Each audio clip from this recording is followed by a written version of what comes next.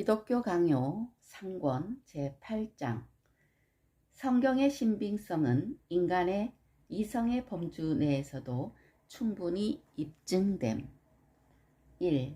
인간의 지혜를 뛰어넘는 성경의 위엄. 이처럼 인간의 모든 판단보다 더 높고 더 강력한 확실성이 없다면 아무리 논증을 통해서 성경의 권위를 수호하며 교회의 동의로 그 권위를 세우고 혹은 다른 도움을 받아 그것을 확증하려 해도 소용이 없을 것이다. 이렇게 근본이 되는 터가 세워져 있지 않으면 성경의 권위가 언제나 의혹으로 남아있을 것이기 때문이다. 그러나 이와 반대로 일단 우리가 성경의 위엄에 합당한 대로 그 권위를 열렬히 받아들이고 또한 그것이 그저 일상적인 것들을 초월한다는 것을 깨닫고 나면 그 전에는 성경의 확실성을 우리 마음에 심어줄 만큼 그렇게 강력하지 못하던 여러 가지 논증들이 이제는 아주 쓸모 있는 도움을 주게 될 것이다.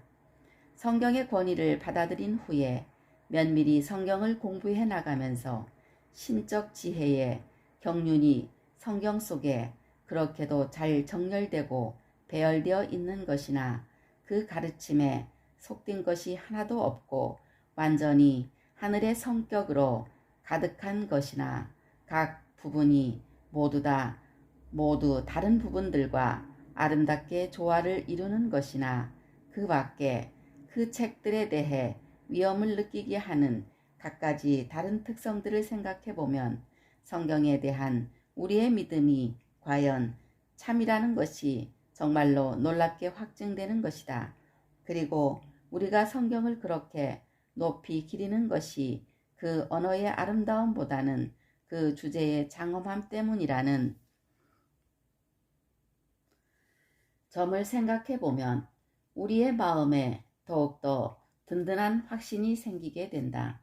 천국의 그 숭고한 비밀들이 대부분 비천하고 초라한 말들로 표현되었다는 사실에는 하나님의 비범한 섭리가 없지 않았다. 만일 성경이 온통 찬란한 미사역으로 치장되었더라면 불경스러운 자들은 성경이 힘있는 것은 오로지 미사여구 때문이라는 식으로 비웃었을 것이 아니겠는가.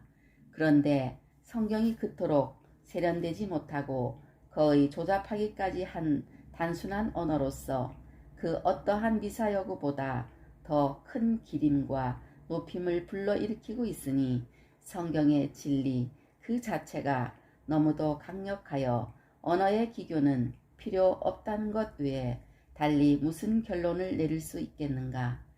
그리하여 사도는 고린도 사람들의 믿음이 사람이 지혜에 있지 아니하고 다만 하나님의 능력이 있다고 고린도전서 2장 5절 말씀에 증거하고 있으며 올바르게 선언하며 또한 그가 그들 가운데서 전한 설교도 설득력 있는 지혜의 말로 하지 아니하고 다만 성령의 나타나심과 능력으로 된 것이라고 고린도 전서 2장 4절 말씀에 말하고 있는 것이다.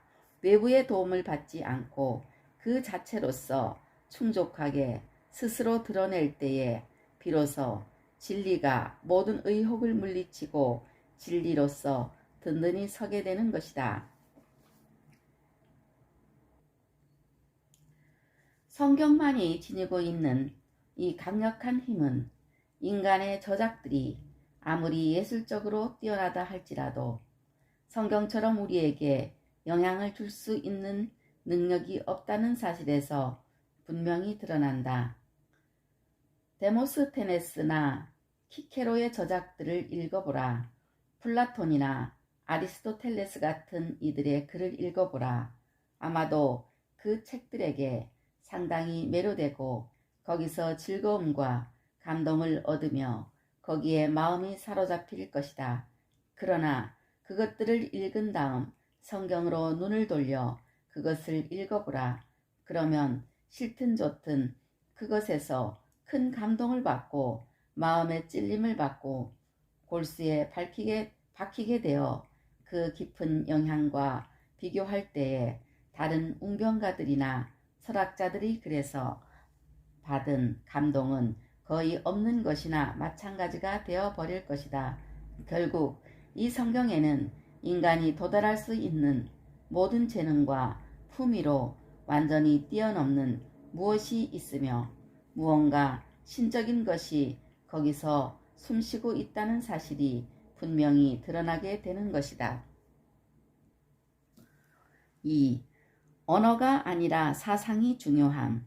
그러나 선지자들 가운데 어떤 이들은 그 어느 세속 저자들에게 못지않을 만큼 아주 세련되고 명료하며 화려하기까지 한 언어를 구사하고 있는 것이 사실이다. 이런 것들을 통해서 성령께서는 물론 다른 곳에서는 소박하고 세련되지 못한 언어를 사용하시지만 결코 자신에게 언변의 결함이 있는 것이 아님을 보여주고자 하신 것이다. 그러므로 유려하고 명쾌한 언어를 사용하는 다윗이나 이사야 같은 이들의 글을 읽든지 다소 거칠지만 소박한 맛을 풍기는 목자, 아모스, 예레미야, 스가랴 등의 글들을 읽든지 간에 앞에서 언급한 성령의 위엄이 어디서나 분명하게 나타날 것이다. 또한 사탄이 여러 가지로 하나님을 모방하여 자신을 가장하고서 무지한 일반 사람들의 마음을 교묘히 사로잡아온 현실도 모르는 바가 아니다. 사탄은 교양이 없고 심지어 야만적이기까지 한 언어를 사용하여 교활하게 불경스러운 오류들을 심어놓고 그것들로 비참한 사람들을 속여왔고 또한 캐캐묵은 구식의 표현 방식을 이용하여 이것으로 자신의 사기성을 위장하는 예도 많은 것이다. 그러나 어느 정도라도 지각이 있는 사람이라면 누구나 그런 사기 행위가 얼마나 허망하며 혐오스러운 것인가를 잘 알 수가 있다. 성경에 관한 한 고집센 사람들이 아무리 헐뜯으려 애쓴다 해도 거기에는 사람으로서는 도저히 품을 수 없었을 그런 사상들이 가득 들어차 있다는 것이 분명한 것이다.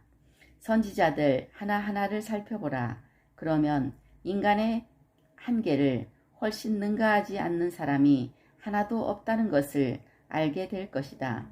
그런데도 선지자들의 글들이 무미건조하다고 느끼는 사람이 있다면 그야말로 맛에 대한 감각을 완전히 상실한 사람일 것이다. 3. 성경의 고대성.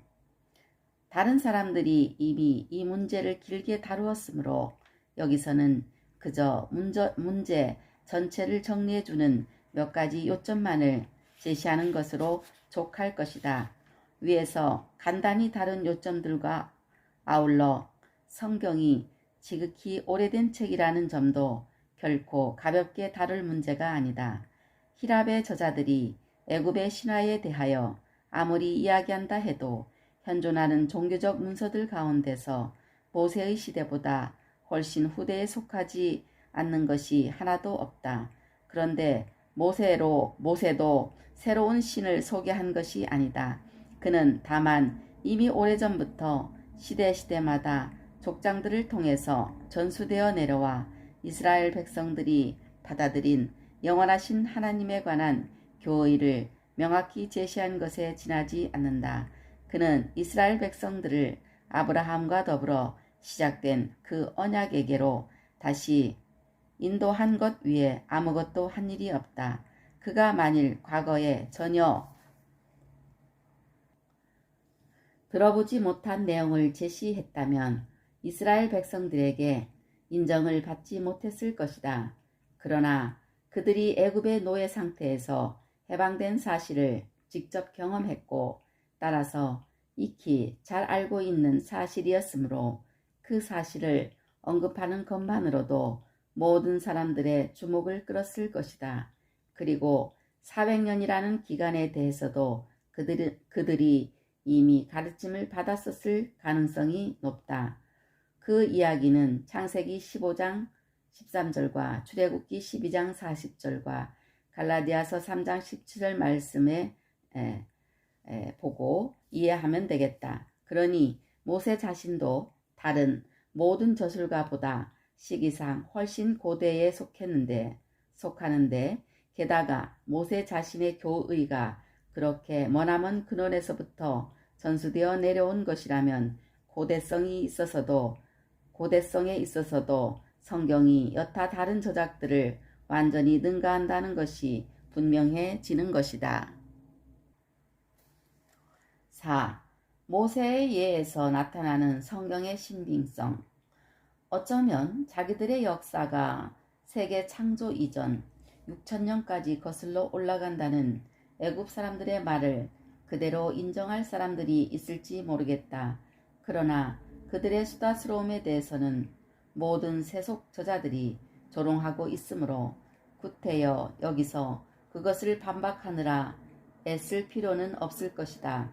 더욱이 요세푸스는 그의 아피온을 반박함에서 기억할 만한 고대의 저자들의 증언들을 인용하고 있는데 그것들을 보면 율법 속에 제시된 가르침이 아득히 먼 옛날부터 모든 민족들 사이에서 높이 칭송을 받았음을 물론 그들이 그것을 읽거나 올바로 안 것은 아니지만 알 수 없다.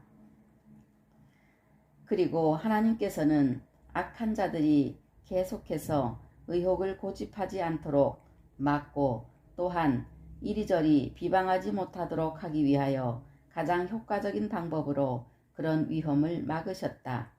야곱이 근 300년 전에 신적인 영감으로 그의 후손들에 관하여 선언한 내용을 모세가 기록하고 있는데 과연 모세가 자기가 속한 지파를 아주 고귀한 표현으로 높이고 있는가? 아니다. 그는 오히려 레위에게 영원한 오명을 쓰고 있다. 그는 이렇게 쓰고 있다. 시므온과 레위는 형제요. 그들의 칼은 폭력의 도구로다. 내 호나 그들의 모의에 상관하지 말지어다. 내 영광아 그들의 집회에 참여하지 말지어다. 창세기 49장 5절에서 6절 말씀. 그는 그런 수치스러운 사실에 대해서 침묵함으로써 자기 조상은 물론 자기 자신과 자기의 온 가문을 그런 지옥에서 구할 수도 있었을 것이다. 그러나 그는 스스로 자기 가문의 시조가 완전히 혐오스러운 존재임을 성령의 말씀으로 선언하였으며 자기 개인의 유익을 돌아보지 않았고 또한 그런 선언으로 자기 지파의 사람들에게 극심한 반발을 살 수도 있었는데도 그것을 개의치 않았다. 그러니 어떻게 모세를 의심할 수 있겠는가? 뿐만 아니라 자기의 형 아론과 누이 미리암이 악하게 비방한 사실을 기록하기도 하는데 민수기 12장 1절 말씀. 그렇다면 이것을 모세 개인의 육신적인 느낌에서 나온 것으로 보아야 하겠는가? 아니면 성령의 명령에 순종한 데서 나온 것으로 보아야 하겠는가? 더 나아가서 모세가 최고의 권위를 지니고 있었으니 얼마든지 자기의 아들들에게 대제사장의 권리를 넘겨줄 수 있었는데도 그렇게 하지 않고 그들을 가장 낮은 자리에 둔 것은 어찌된 일인가? 이것은 여러 가지 신뢰들 가운데서 그저 몇 가지만 취한 것에 불과하다. 이처럼 율법서의 이곳저곳에서 우리는 모세가 과연 하늘로부터 온 하나님의 사자였다는 분명한 확증들을 접하게 되는 것이다. 5. 이적들이 모세의 신빙성을 강화시켜줌. 모세는 무수한 놀라운 이적들을 기록하고 있는데 이것들이 그가 받은 율법과 그가 공포한 교의를 확증해준다. 그는 구름으로 둘러싸인 산 위로 올라가서 사람들에게서 격리되어 40일을 거기서 지냈고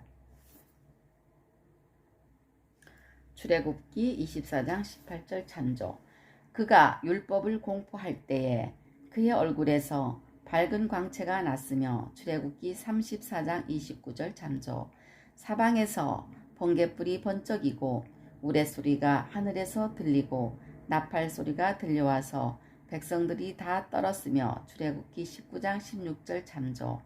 장막의 입구를 구름이 가려서 사람들이 볼 수 없게 되었고. 출애굽기 40장 34절 참조. 고라, 다단, 아비람 등 악한 무리가 처참하게 죽임을 당하여 모세의 권위가 놀랍게 입증되었으며. 민수기 16장 24절 참조.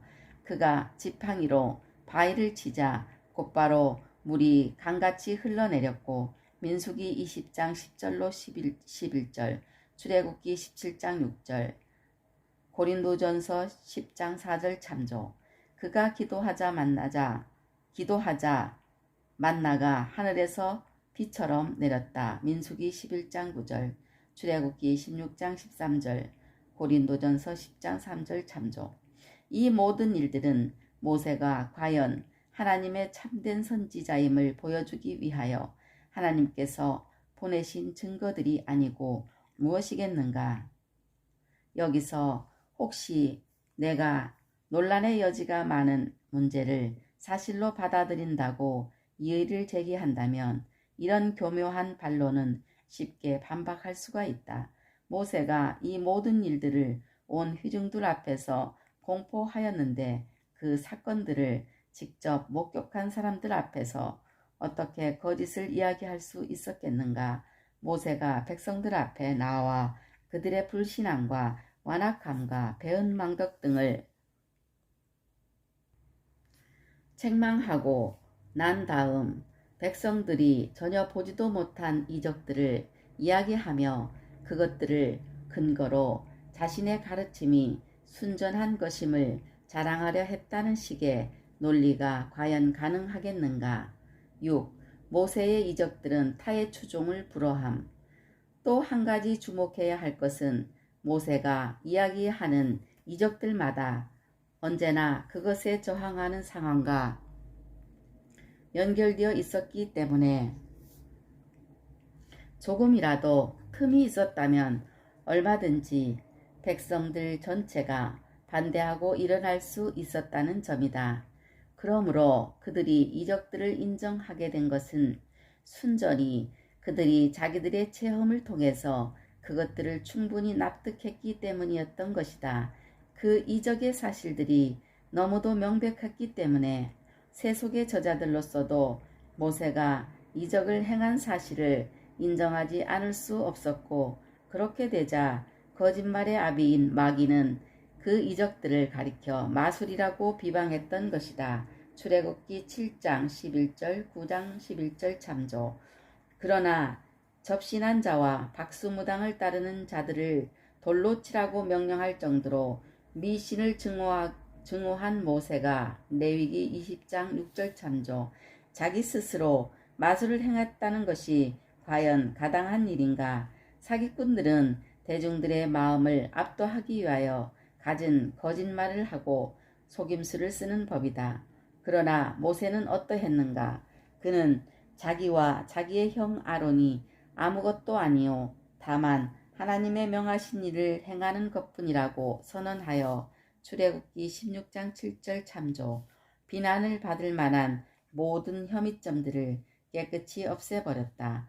그리고 이적의 사건들을 그 자체만을 보아도 날마다 하늘에서 만나를 내려 백성들에게 충분한 식량을 공급해준 일이 대체 어떻게 마술일 수가 있었으며, 게다가 누구든지 욕심을 부려서 필요한 양 이상을 모아놓으면 만나를 상하게 만들어서 그런 불신앙에 대하여 하나님이 벌하신다는 것을 가르친 일이 출애굽기 16장 19에서 20절 말씀 참조.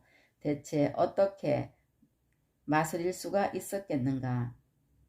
게다가 하나님께서는 그의 종으로 하여금 온갖 극심한 증거들로서 시험을 통과하도록 하셨기 때문에 오늘날의 악한 자들이 그에 대하여 아무리 떠들어댄다 해도 아무 소용이 없는 것이다. 때로는 온 백성 전체가 오만불손하게 그를 대적하기도 했고, 때로는 백성 가운데 몇몇 사람들이 그 거룩한 하나님의 종을 넘어뜨리려고 음모를 꾸미기도 했다. 그렇다면 모세가 아무리 속임수를 부린다 한들 과연 그들의 격렬한 소란을 어떻게 피할 수 있었겠는가. 그러므로 그의 가르침이 항상 이적들을 통해서 참된 것으로 인정되었음을 그 결과가 분명하게 보여주는 것이다. 7. 모세의 예언의 확실성 뿐만 아니라 족장 야곱이 유다 지파에게 최고의 위치를 부여한 것이 예언의 영으로 된 것이라는 것을 부인할 수가 없다. 창세기 49장 10절 말씀 참조. 특히 그 사실 자체를 그 결과가 입증해 준다는 점을 볼 때에 더욱 그러하다. 가령 모세가 이 예언을 지어낸 장본인이라고 생각해보자. 그런데 이 예언이 기록된 후 400년이 지난 때까지도 유다 지파에 왕권이 주어진 예가 전혀 없었다. 사울이 왕이 된 이후로는 사무엘상 11장 15절 참조. 왕권이 베냐민 지파에 머물 것처럼 보이기도 했다. 그리고 다윗이 사무엘에게서 기름 부음을 받았을 때도 사무엘상 16장 13절 참조. 왕권이 그에게로 옮겨질 무슨 가시적인 이유가 전혀 없었다. 양을 치는 비천한 가문에서 왕이 나올 것을 과연 누가 예상할 수 있었겠는가. 더구나 그 집에는 7 형제가 있었는데 그 중에 맨 막내가 왕권을 차지하게 될 것을 과연 누가 생각할 수 있었겠는가. 또한 다윗 자신도 자기에게 왕권이 주어질 것이라는 소망을 어떻게 가질 수 있었겠는가. 과연 누가 감히 다윗을 기름 부은 일이 하늘의 예언의 성취가 아니라 인간의 조작이나 노력 혹은 기지에 의하여 결정된 일이라고 말할 수 있겠는가. 또한 이와 비슷하게 모세는 이방인들이 택함받아 하나님의 언약 속에 들어올 것을 물론 희미하기는 했지만 예언하고 있는데 창세기 49장 10절 말씀 참조. 그 일이 근 2000년이 지난 후에 실제로 일어난 것이다. 이것이 과연 그가 하나님의 영감을 받아 말씀했다는 확실한 증거가 아니고 무엇인가. 그 위에도 정신이 온전한 사람이라면 누구나 하나님께서 친히 말씀하시는 것임을 납득할 수 있는 분명한 신적 계시의 성격을 지닌 예언들이 많이 있으나 여기서는 생략하기로 한다. 한마디로 말해서 모세의 찬양 신명기 32장 참조. 모세의 찬양만 해도 하나님을 확실히 드러내주는 밝은 거울인 것이다. 8. 선지자들의 예언의 확실성. 다른 선지자들의 경우에는 증거가 이보다 더 분명하게 나타난다. 그러나 모든 예를 다 들자면 너무 수고스럽기 때문에 그저 몇 가지 신뢰만을 택하여 거론하기로 한다. 이사야 선지자의 시대에는 유다 왕국이 평화를 유지하고 있었고 갈대아 사람들의 보호 아래 비교적 안전을 누리고 있는 상태였으나 이사야는 성이 무너지고 백성이 포로로 잡혀갈 것을 공적으로 선포하였다. 이사야서 39장 6절로 7절 말씀 참조. 당시에는 도저히 믿겨지지 않던 일을 오래전에 예언하였는데 그것이 마침내 그대로 이루어졌다는 것이 놀라운 일이지만 그것만으로는 신적 영감을 입증하는 충족한 증거가 못 된다고 치자. 그러나 이사야는 동시에 그들이 해방을 얻을 것에 대해서도 예언을 하고 있으니 이 예언들이 하나님께로부터 온 것이 아니면 대체 어디서 온 것이겠는가. 갈대아 사람들을 정복하고 유다 백성을 해방시킬 인물이 이름까지 고렛으로 거명하고 있다. 이사야서 45장 1절 말씀 참조. 이사야의 그런 예언이 있은 후 고레스가 출생하기까지는 100년 이상의 세월이 흘렀다. 고레스는 이사야가 사망한 지 거의 100년 후에 출생했던 것이다. 장차 고레스라는 이름을 가진 사람이 나타나 그 강력한 왕국 바벨론을 무너뜨리고 이스라엘 백성의 포로 생활을 종식시킬 것이라는 것은 그 당시로서는 전혀 상상조차 할 수 없는 일이었다. 그러니 이처럼 꾸밈이 없는 순전한 역사 이야기만으로도 이사야가 인간의 추측이 아니라 분명 하나님의 말씀을 전했다는 것이 확실히 드러나지 않는가. 또한 예레미야는 그 백성들이 포로로 끌려가기 얼마 전에 포로 생활의 기간을 70년으로 말씀하면서 그때가 되면 다시 해방되어 귀환할 것을 예언했는데 에레미야 25장 11절에서 12절, 29장 10절 말씀 참조. 이것이야말로 그의 혀가 하나님의 영의 이끌림을 받았다는 확증이 아니고 무엇이겠는가. 혹시 선지자들의 권위가 그런 증거들을 통해서 확증되었으며 또한 그들이 자기들의 말의 신빙성을 입증하기 위해서 선포한 내용들이 결국 성취되었다는 것을 부인한다면 이 얼마나 수치스러운 일이겠는가. 보라, 전에 예언한 일이 이미 이루어졌느니라. 이제 내가 새 일을 알리노라. 그 일이 시작되기 전에라도 너희에게 이르노라. 이사야서 42장 9절 말씀 참조. 예레미야와 에스겔이 같은 시대에 서로 완전히 떨어져서 예언 활동을 했는데도 그들 예언이 마치 서로 말을 불러준 것처럼 그 진술들이 전반적으로 일치하고 있는데 이에 대해서는 구체적인 논의를 생략하겠다. 그러면 다니엘은 어떤가? 그는 향후 600년 동안 일어날 일들에 대해서 예언하였는데 마치 모두를 알고 있는 과거의 사건들을 기술하듯이 그렇게 기술하고 있지 않은가? 이런 사실들을 마음에 새긴다면 경건한 사람들이 불경건한 자들의 아우성을 가라앉힐 충분한 능력을 갖추게 될 것이다. 어떠한 교묘한 반론에도 전혀 요동이 없을 만큼 증거가 너무나도 확실하기 때문이다. 9. 율법의 전수 과정의 신빙성. 사악한 자들이 하나님의 진리를 공격하는 자기들의 영민한 재치를 과시하기 위하여 여기저기서 떠들고 있다는 것을 잘 알고 있다. 그들은 이렇게 묻고 있다.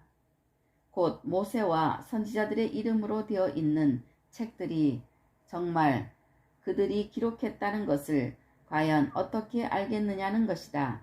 심지어 그들은 감히 모세라는 사람이 정말 실존 인물이기는 하냐는 식으로 묻기까지 한다.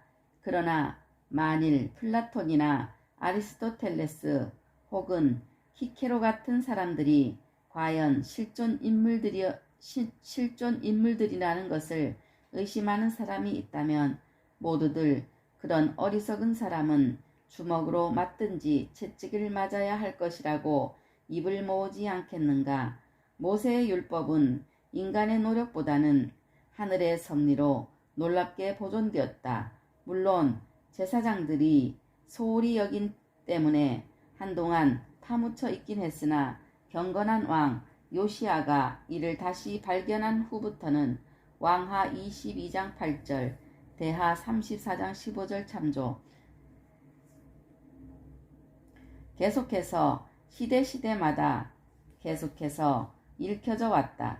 그리고 요시야 왕은 그 율법서를 전혀 아는 바 없는 새로운 어떤 책으로 공포한 것이 아니라 언제나 그 이름을 항상 들어와서 기억 속에 그대로 남아있는 책으로 공포한 것이다. 그는 그 원본은 성전에 보관하고 필사본을 만들어 왕궁의 서고에 보관하였다. 신명기 17장 18절로 19절 말씀 참조. 어째서 이런 일이 일어났는가 하는 것은 이렇다. 곧 제사장들이 엄숙한 관례에 따라서 율법을 공포해야 하는데도 불구하고 그 일을 중단했었고 그리하여 백성들도 그것을 읽는 습관을 소홀히 하였던 것이다. 덧붙여 말하자면 율법의 권위를 확증하고 갱신하지 않은 시대가 거의 없었다는 사실이다. 다윗의 시편을 손에 갖고 있던 사람들이 모세의 글들을 전혀 알지 못했던가? 성경 저자들의 책들을 전체적으로 볼 때에 그것들이 손에서 손으로 후손들에게 전수되었다는 것이 의심의 여지없는 사실이라는 것이다. 어떤 이들은 그들의 말씀을 실제로 귀로 들었고 또 어떤 이들은 그 말씀을 들은 사람들이 아직 기억이 확실한 상태에서 말하는 것을 직접 듣고 배우기도 했던 것이다. 10. 구약 성경을 보존하신 하나님의 이적적인 역사. 사악한 자들은 또한 성경의 신빙성을 망가뜨리기 위해서 마카베오 시대에 역사의 한 구절을 들어서 반론을 제기하기도 하지만 이 역시 오히려 성경의 신빙성을 확증해주는 가장 적절한 증거로 밝혀진다. 그러나 먼저 그들의 거짓된 주장부터 정리하고 그 다음에 그들이 우리를 향하여 세우는 그 무기를 가지고 역습을 시도하기로 하자. 그들은 안티오쿠스가 모든 책들을 다 불태우라고 명령했으니 마카베오 1서 1장 56절에 57절. 우리가 지금 가지고 있는 이 필사본들은 대체 어디서 온 것들이냐고 묻는다. 그러나 나는 반문하고 싶다.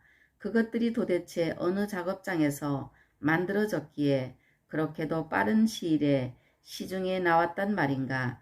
박해가 중단되자마자 곧바로 그 책들이 다시 나왔고 또한 성경의 교리를 근거로 양육받아서 그것들을 면밀하게 잘 알고 있던 모든 경건한 사람들이 아무런 논란도 없이 그 책들을 인정했다는 것이 너무나도 잘 알려진 사실이기 때문이다.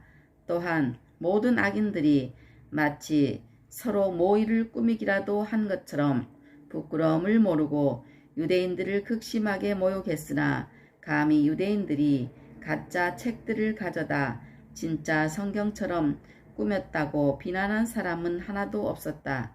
유대인의 종교를 무엇으로 생각했든 간에 모세가 그 교조라는 것만큼은 그들도 인정했던 것이다.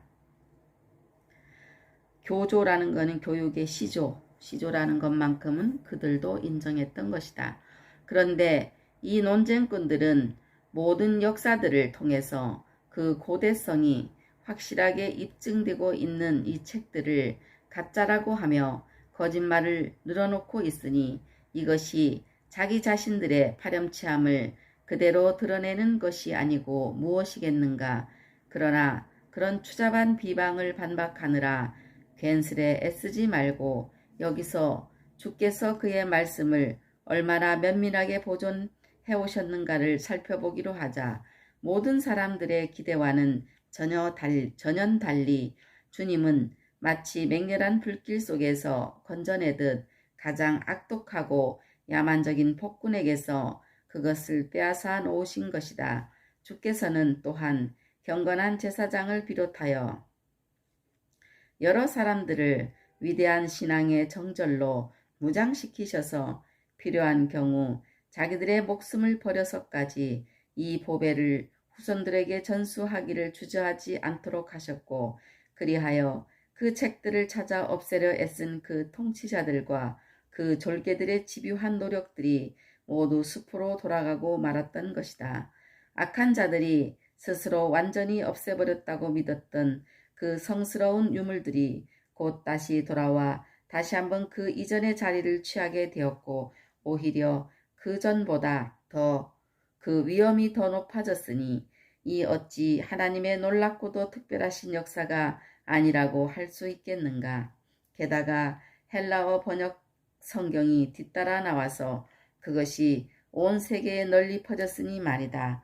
놀라운 이적은 비단 하나님께서 안티오쿠스의 그 피비린내 나는 칙령에서 그의 언약의 돌비들을 건져내셨다는 데에서만 나타난 것이 아니다. 유대인들이 거듭되는 불행을 통해서 짓밟히고 황폐해져서 거의 전멸되다시피 했는데도 그 책들은 여전히 전혀 손상되지 않은 상태 그대로 안전하게 보존되어 오고 있다는 사실도 놀라운 이적이 아닐 수 없다. 또한 히브리어 자체도 전혀 높임을 받지 못했을 뿐 아니라 거의 알려지지 않았다. 그러므로 만일 하나님께서 유대인들의 종교를 돌아보지 않으셨다면 히브리어는 완전히 사라져 버렸을 것이다.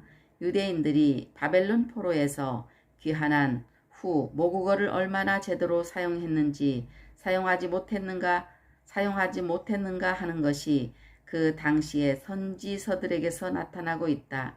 이 사실은 의미심장하다. 왜냐하면 이 사실을 잘 비교해 보아도 율법서와 선지서들의 고대성이 더 한층 명백하게 드러나기 때문이다. 그리고 율법서와 선지서에 포함되어 있는 구원의 도리, 즉 정하신 때에 그리스도께서 오셔서 분명히 드러내실 그 도리를 마태복음 22장 37절로 40절 말씀 참조. 하나님께서는 과연 누구를 통해서 우리를 위해 보존하셨는가?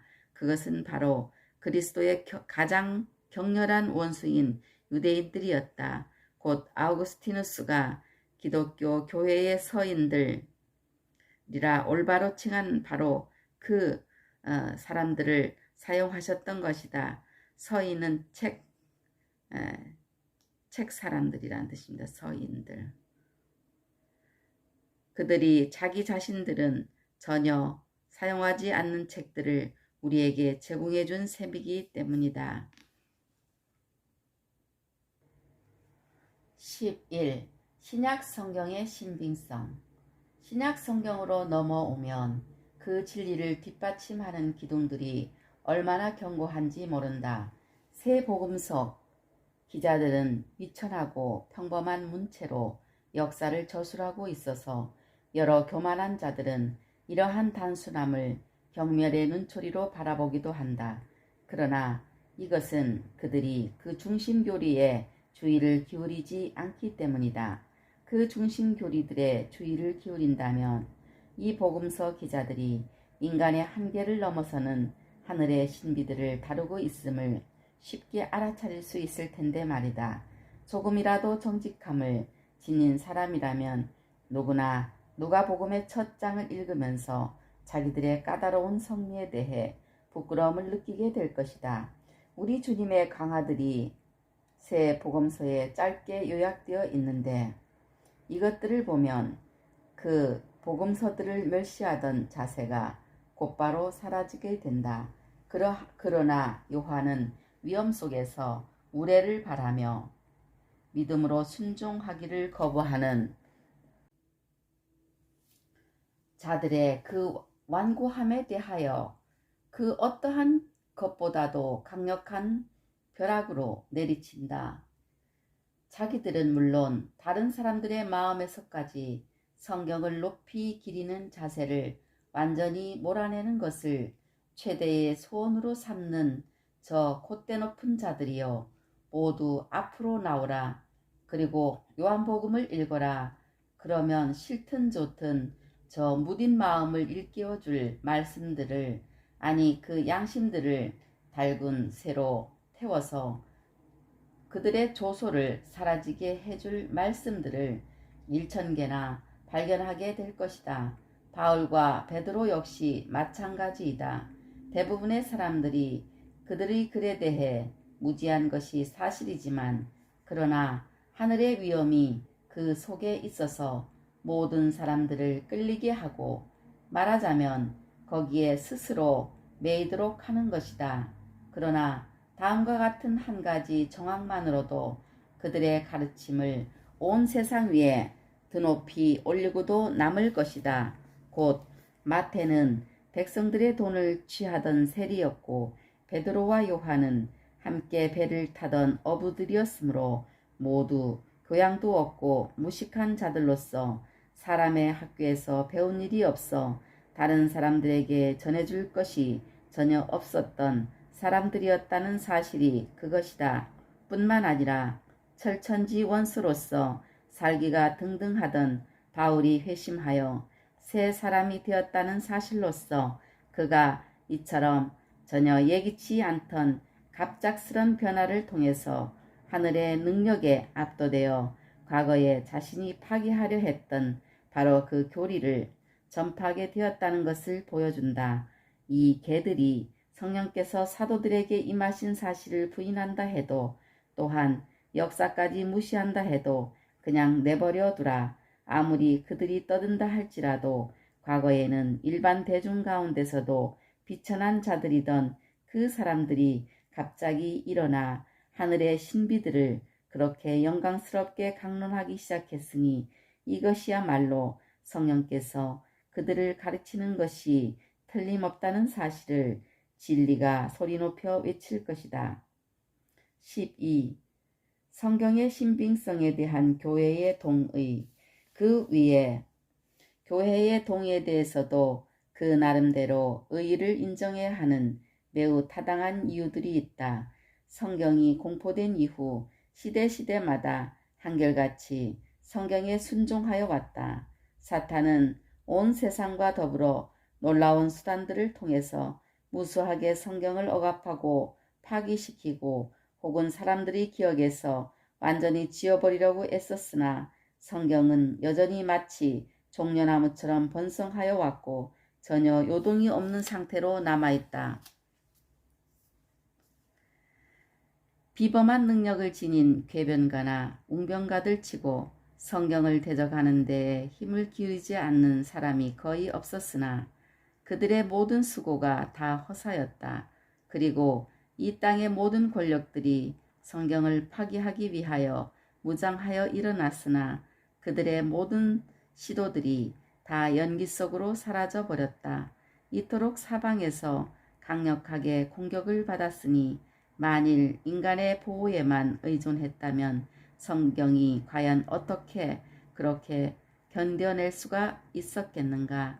아니, 오히려 인간이 모든 노력을 기울여 대적하는데도 불구하고 성경이 그 자체의 능력으로 지금까지 그대로 전해지고 있다는 사실이야말로 성경의 기원이 하나님께 있음을 입증해 주는 것이다. 게다가 성경을 받아들이고 믿기로 동의한 것이 비단 단 한 도시나 한 국가의 일만이 아니었다. 오히려 온 세계 끝까지 이르러 다른 면에서는 서로 전혀 공통점이 없는 각양각색의 사람들이 성경의 권위를 인정하는 데에 서로 거룩하게 합의해 온 것이다. 그렇게도 서로 다르고 모든 점에서 의견이 각각인 그 사람들이 성경의 권위에 대해서 그렇게도 생각이 일치한다는 사실을 접하면서 우리는 크게 감동을 받지 않을 수가 없다. 이러한 생각의 일치는 하나님의 섭리 이위에 그 어떠한 것으로도 설명이 불가능하다는 것이 자명하기 때문이다. 더욱이 그렇게 생각이 일치하는 사람들의 경건함을 볼 때에 물론 모든 사람들이 다 그렇다는 것은 아니다. 곧 주께서 그의 교회 내에서 등불로서 빛을 발하도록 하신 그런 사람들의 경건함을 볼 때에 그 사실에 적지 않은 무게가 실려 있음을 깨닫게 되는 것이다. 13. 순교자들은 성경의 교리를 위하여 죽었다. 그리고 그렇게 많은 거룩한 사람들이 피를 흘려서 확증하고 증언하고 있으니 과연 얼마나 큰 확신을 갖고서 그 교리를 받아들여야 하겠는가. 그들은 일단 그 교리를 받아들인 후에는 용감하고도 대담하게 심지어 큰 열정을 가지고 그것을 위해 죽기를 주저하지 않았다. 그런 확고한 보증과 더불어 우리에게 전수된 것이니 만큼 확실하고 흔들림 없는 확신으로 받아들여야 하지 않겠는가. 그렇게도 많은 증인들의 피로써 인쳐졌다는 사실은 성경의 권위를 입증하는 것으로 결코 작은 것이 아니다. 특히 그들이 광신적인 과도한 처신, 즉 그릇된 정신을 소유한 자들에게서 흔히 볼 수 있는 그런 처신이 아니라 하나님을 향한 확고하고도 견실하며 진지한 열심을 갖고서 죽음을 무릅쓰고 믿음을 증언했다는 사실을 생각하면 더더욱 그러하다. 그 밖에도 성경의 위엄과 권위가 경건한 사람들의 마음에서 인정을 받을 뿐 아니라 또한 그것을 무시하고 비방하는 자들의 간계들을 이기고 완전히 입증된다는 것을 보여주는 결코 작지도 미약하지도 않은 여러 가지 사실들이 있다. 하늘에 계신 아버지께서 성경 속에서 그의 위엄을 드러내시고 그리하여 성경을 높이는 확고한 마음을 주시기 전에는 이 사람들 스스로는 성경에 대해서 그렇게 확고한 믿음을 가질 수가 없는 것이다. 그러므로 오직 성령께서 주시는 내적인 확신에 기초하여 성경의 확실성을 받아들일 때에야 비로소 성경이 하나님을 아는 구원 얻는 지식을 주기에 충족하게 되는 것이다. 물론 그렇다 할지라도 성경을 확증하기 위한 인간의 증언들도 전혀 효과가 없다고 할 수는 없을 것이다. 성령께서 주시는 내적 확신이라는 최고의 증거를 따라 보조적인 역할을 하는 제2차적인 증거로서 우리의 연약함을 돕는 데에 사용될 수 있는 것이다. 그러나 불신자에게 성경이 하나님의 말씀임을 입증해 주려고 하는 행위는 실로 어리석은 짓이다. 믿음이 아니고서는 성경이 그렇다는 것을 알 수가 없기 때문이다. 그러므로 아우구스티누스는 사람이 그렇게 중대한 문제들에 대해 깨닫기 위해서는 먼저 경건과 마음의 평안이 있어야 한다고 적절히 경계하고 있는 것이다.